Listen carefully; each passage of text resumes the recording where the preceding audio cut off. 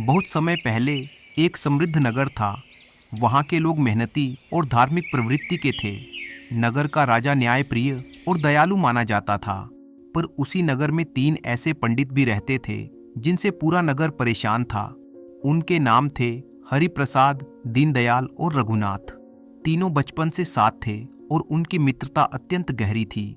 वे विद्वान भी थे, शास्त्रों का ज्ञान रखते थे और वाणी में ऐसी मिठास थी कि पहली भेंट में कोई भी उनसे प्रभावित हो जाए।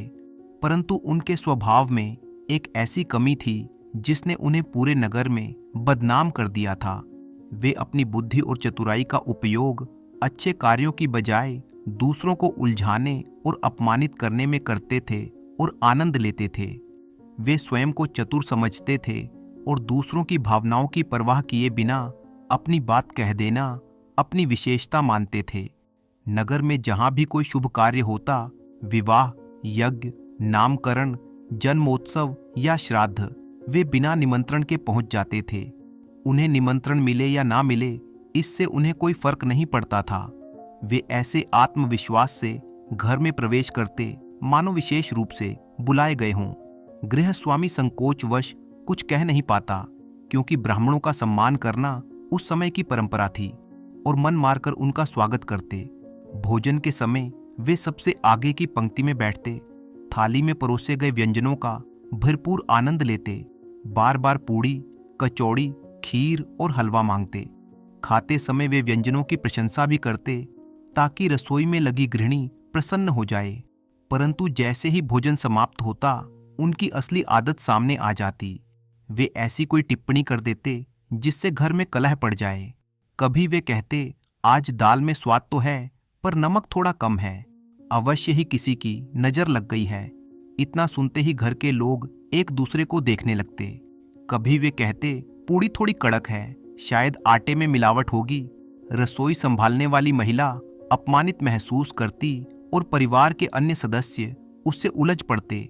कई बार वे ग्रह नक्षत्रों का हवाला देकर कहते, इस घर पर शनि की दृष्टि है, सावधान रहना चाहिए। ऐसी बातें सुनकर लोग चिंतित हो जाते और आपस में बहस शुरू हो जाती। धीरे धीरे नगर के लोग उनसे परेशान हो गए। कई परिवारों ने यह निश्चय किया कि उन्हें बुलाया ही ना जाए, पर समस्या ये थी कि वे बिना बुलाए भी आ जाते थे। कोई सीधे उन्हें मना करने का साहस नहीं करता था, क्योंकि ब्राह्मणों का अपमान करना सामाजिक दृष्टि से उचित नहीं माना जाता था। लोग मन ही मन कुढ़ते रहते। राजा तक भी उनकी शिकायतें पहुंचने लगीं। कई नगरवासियों ने दरबार में जाकर विनती की कि इन तीनों पीड़ितों के कारण घर में झगड़े हो रहे हैं। राजा सब सुनता और उन्हें दरबार में बुलाकर समझाता, ब्राह्मण होकर तुम लोगों का आचरण ऐसा क्यों है? समाज में शांति बनाए रखना तुम लोगों का धर्म है। वे तीनों हाथ जोड़कर गलती स्वीकार कर लेते और सुधार का वचन देते, पर जैसे ही दरबार से बाहर निकलते, फिर वही पुरानी आदतें शुरू हो जाती। समय बीतता गया, पर हरिप्रसाद, दीनदयाल और रघुनाथ की आदतों में कोई परिवर्तन नहीं आया। वे अपने व्यवहार को अपनी चतुराई समझते थे और दूसरों की परेशानी में मनोरंजन खोजते थे। उन्हें ये एहसास ही नहीं था कि उनके शब्दों से कितने घरों की शांति भंग हो रही है।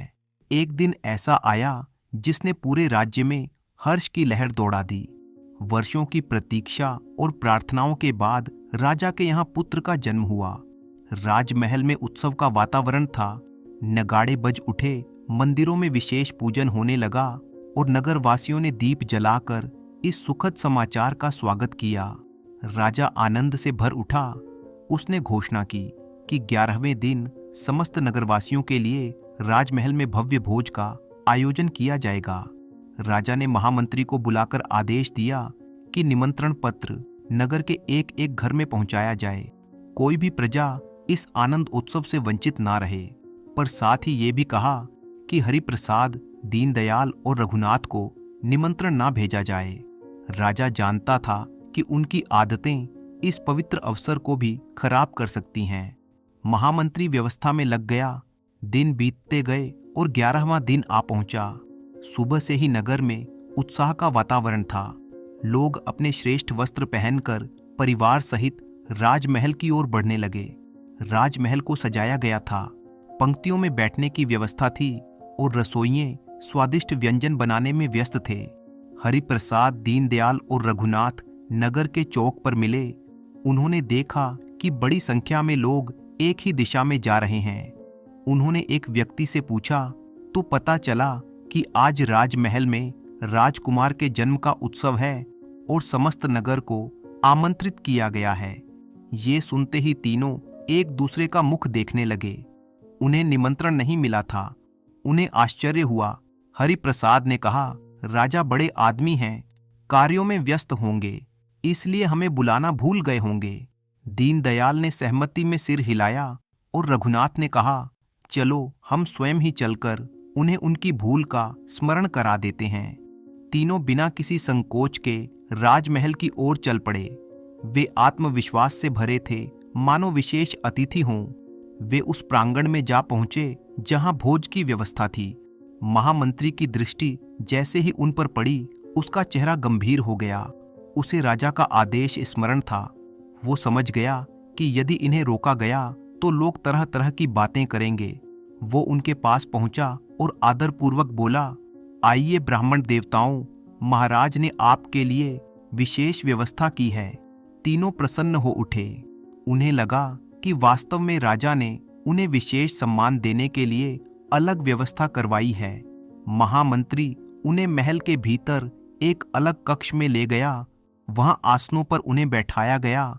खीर, पूड़ी, कचौड़ी, तरह तरह के व्यंजन परोसे गए। तीनों बड़े चाव से खाने लगे। वे बार बार व्यंजनों की प्रशंसा करते और कहते, ऐसा स्वाद तो केवल राजमहल में ही मिल सकता है। महामंत्री चिंतित था कि भोजन के बाद वे क्या कहेंगे। भोजन समाप्त होने पर महामंत्री ने उन्हें 5-5 स्वर्ण मुद्राएं दक्षिणा में दी। ये देखकर वे अत्यंत प्रसन्न हुए, परंतु अपनी आदत के अनुसार हरिप्रसाद ने गंभीर स्वर में कहा, महामंत्री जी, आज आपके चेहरे पर कुछ उदासी सी झलक रही है। सब कुशल तो है? दीनदयाल तुरंत बोला, कहीं किसी प्रियजन का देहांत तो नहीं हो गया है? फिर रघुनाथ ने कहा, ऐसे अवसर पर उदासी का कारण अवश्य गंभीर होगा। उनकी बातों में ऐसा संकेत था मानो राजमहल में शोक का वातावरण हो। ये सुनते ही महामंत्री के धैर्य की सीमा टूटने लगी। वो जानता था कि यदि ये बातें बाहर फैल गई तो उत्सव का रंग फीका पड़ सकता है। उसने बिना कुछ कहे वहां से हटना ही उचित समझा और तुरंत राजा के पास पहुंचा। राजा ने जब ये सुना कि तीनों ने आनंद उत्सव को भी शोक से जोड़ने का संकेत दिया है, तो उसका चेहरा क्रोध से लाल हो उठा। फिर भी उसने स्वयं को संयमित किया। वो जानता था कि सार्वजनिक रूप से दंड देने से ब्राह्मणों का अपमान समझा जाएगा और लोग आलोचना करेंगे। उसने महामंत्री को आदेश दिया कि उन्हें बिना हंगामा किए महल से बाहर कर दिया जाए। महामंत्री पुनः उस कक्ष में पहुंचा। उसने कठोर स्वर में कहा, अब आप लोग यहां से प्रस्थान करें। महाराज अन्य कार्यों में व्यस्त हैं।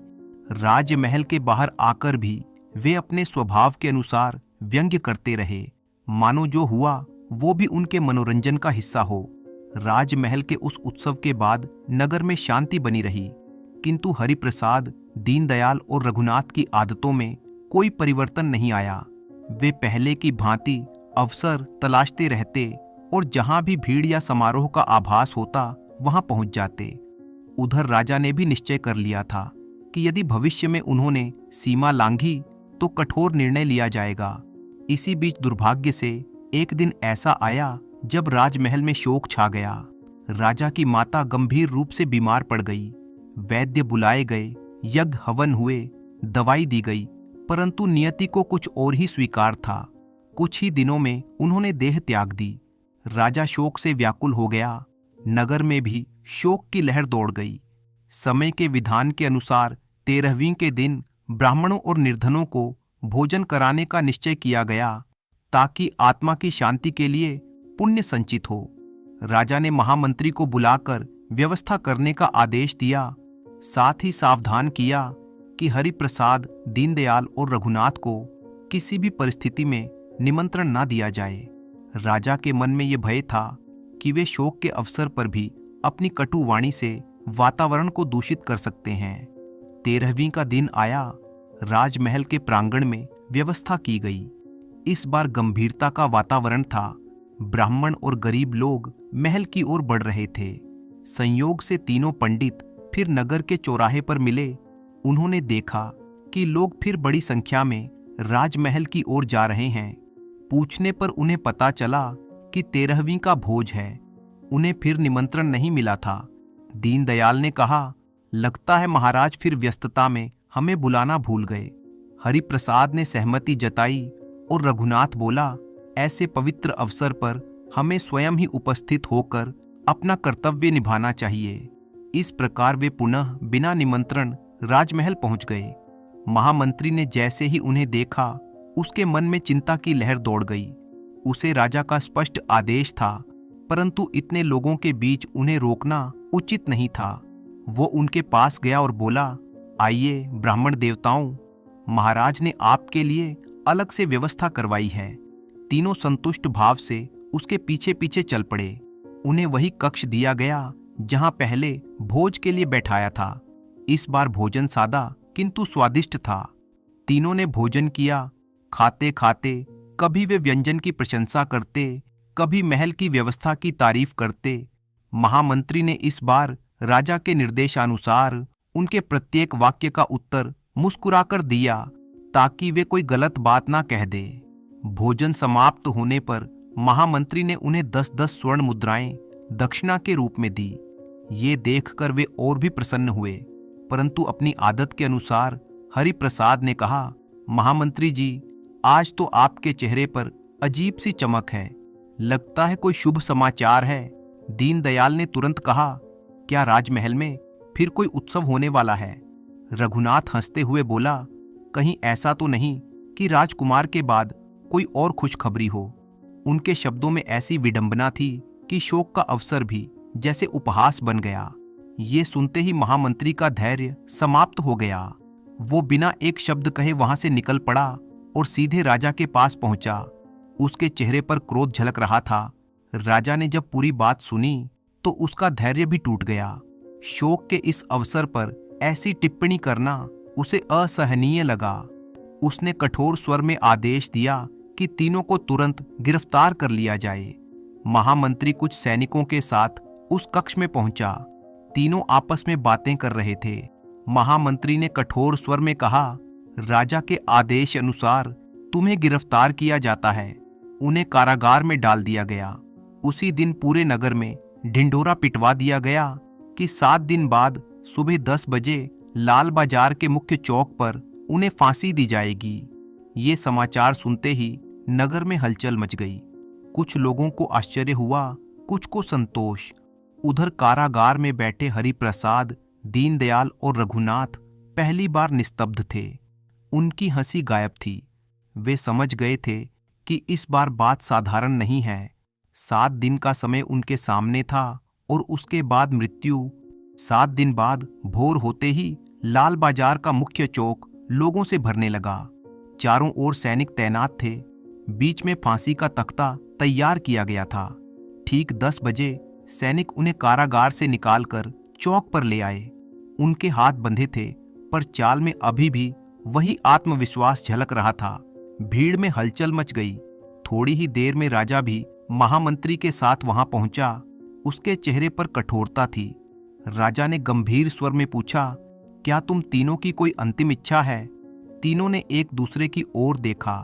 फिर हरिप्रसाद बोला, महाराज, यदि आप अनुमति दें तो हमारी एक छोटी सी इच्छा है।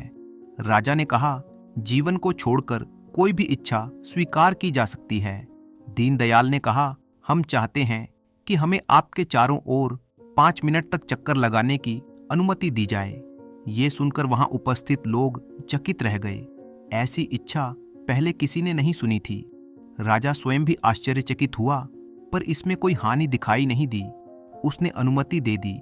राजा एक स्थान पर खड़ा हो गया। हरिप्रसाद, दीनदयाल और रघुनाथ एक कतार में उसके चारों ओर घूमने लगे। वे धीरे धीरे चक्कर लगाते और ऊंची आवाज में बोलते कि सब सुन सकें। लगता तो नहीं है, पर हो सकता है। फिर दूसरा कहता, कर्मों का फल कौन टाल सकता है? तीसरा बोलता, यदि भाग्य में लिखा हो तो कोई क्या कर सकता है। वे यही वाक्य बार बार दोहराते रहे। भीड़ में कानाफूसी होने लगी। राजा का धैर्य टूटने लगा। राजा क्रोध से चिल्लाया, स्पष्ट कहो, क्या नहीं लगता और क्या हो सकता है। रघुनाथ ने उत्तर दिया, महाराज, हमें एक प्रसिद्ध ज्योतिषी ने बताया था कि यदि हमारी मृत्यु होगी तो वो फांसी से होगी, और जो हमें अपने हाथों से फांसी देगा उसकी मृत्यु भी तुरंत हो जाएगी। हम तो केवल ये देख रहे थे कि क्या ये बात सत्य हो सकती है। ये सुनते ही चौक में सन्नाटा छा गया। राजा के हृदय में भी एक क्षण को भय की लहर दौड़ गई, पर उसने स्वयं को संभाला और कठोर स्वर में कहा, तुम लोग मुझे भ्रमित कर रहे हो। उसने तुरंत महामंत्री को आदेश दिया, इन्हें फांसी दो। महामंत्री का चेहरा पीला पड़ गया। उसने कांपते स्वर में कहा, महाराज, यदि इनकी बात सत्य हुई तो मेरे परिवार का क्या होगा। मैं ये कार्य नहीं कर सकता, चाहे आप मुझे महामंत्री के पद से ही क्यों नहीं हटा दें। राजा ने जल्लाद को आदेश दिया। जल्लाद ने हाथ जोड़ लिए और बोला, क्षमा करें महाराज, मैं अपने बूढ़े माता पिता का एकमात्र सहारा हूं। मैं ये जोखिम नहीं ले सकता। एक एक कर सैनिकों ने भी इनकार कर दिया। कोई अपनी बहन की शादी का हवाला देता, कोई अपनी नवविवाहिता पत्नी का। मृत्यु का भय सबके मन पर भारी पड़ गया। राजा ने पहली बार अनुभव किया कि भय कितना शक्तिशाली होता है। वो दुविधा में पड़ गया। यदि वो स्वयं फांसी देता है और बात सत्य निकलती है तो उसका जीवन समाप्त हो जाएगा। लोग आपस में चर्चा करने लगे कि क्या सचमुच ऐसा हो सकता है। राजा का चेहरा गंभीर हो गया। उसने कठोर स्वर में कहा, ये असंभव है, तुम लोग चालाकी कर रहे हो। हरिप्रसाद ने उत्तर दिया, महाराज, सत्य असत्य का निर्णय तो आप स्वयं कर सकते हैं। यदि हमारी बात झूठ है तो अपने हाथों से हमें फांसी देकर इसे सिद्ध कर दीजिए। राजा के माथे पर पसीना छलक आया। वो समझ गया कि चाहे ये कथन झूठ हो या सच, कोई भी व्यक्ति मृत्यु के भय से ये कार्य करने को तैयार नहीं होगा। राजा ने गंभीर स्वर में कहा, सच सच बताओ, क्या वास्तव में किसी ज्योतिषी ने तुमसे ऐसा कहा था या ये सब केवल प्राण बचाने की युक्ति है। हरिप्रसाद, दीनदयाल और रघुनाथ ने एक दूसरे की ओर देखा। कुछ क्षणों तक वे मौन रहे। फिर दीनदयाल आगे बढ़ा और शांत स्वर में बोला, महाराज, हम आपसे असत्य नहीं कहेंगे। ज्योतिषी वाली बात मन गढ़ंत है। हमने ये कथा अपने प्राण बचाने के लिए गढ़ी थी। राजा का चेहरा कठोर हो गया।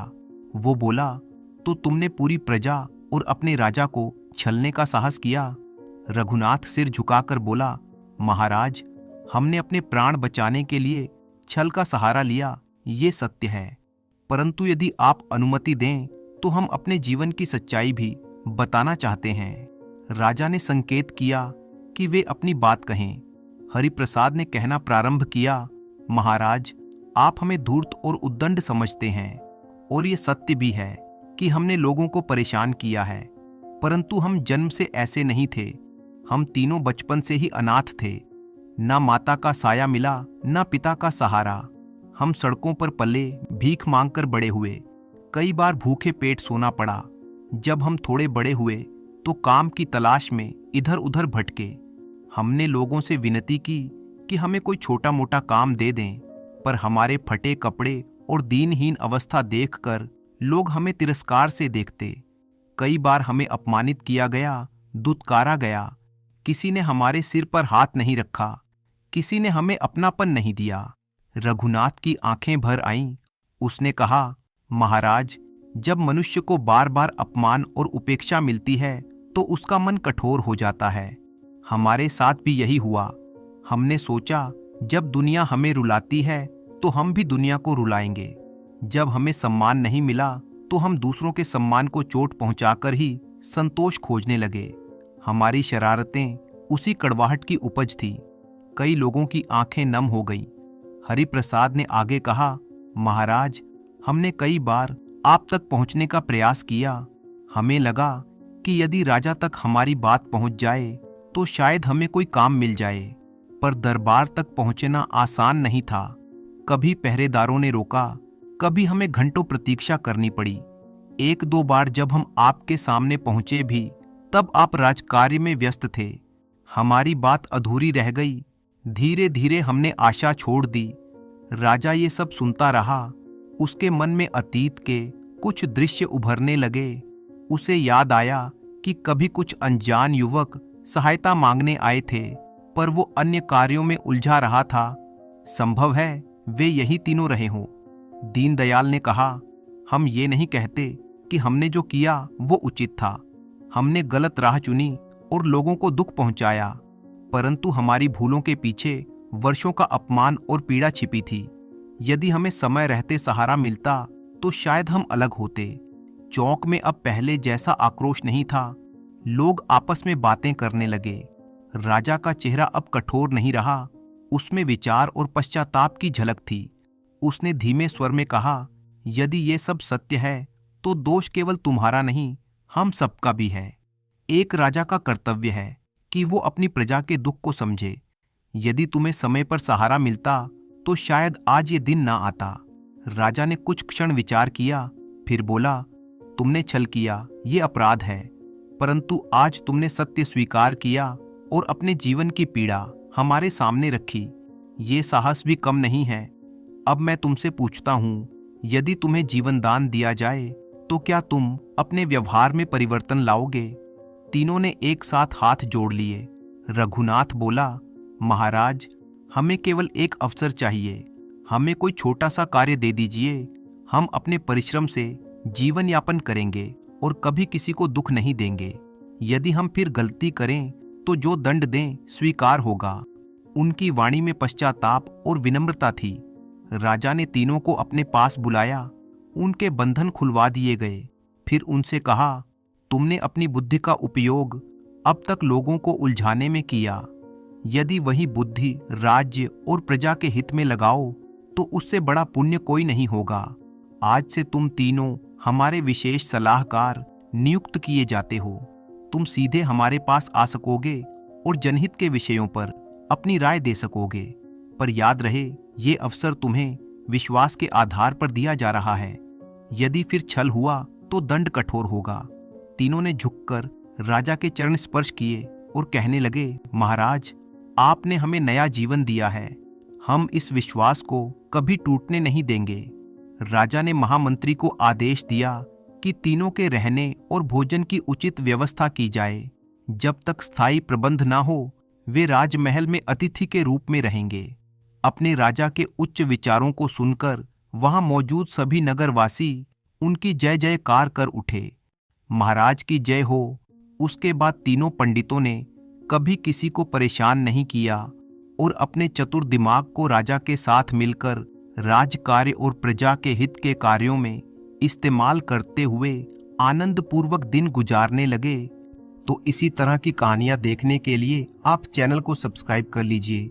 वीडियो अच्छी लगे तो उसे लाइक कीजिए और साथ ही साथ अपने अच्छे कमेंट करना बिल्कुल मत भूलिएगा।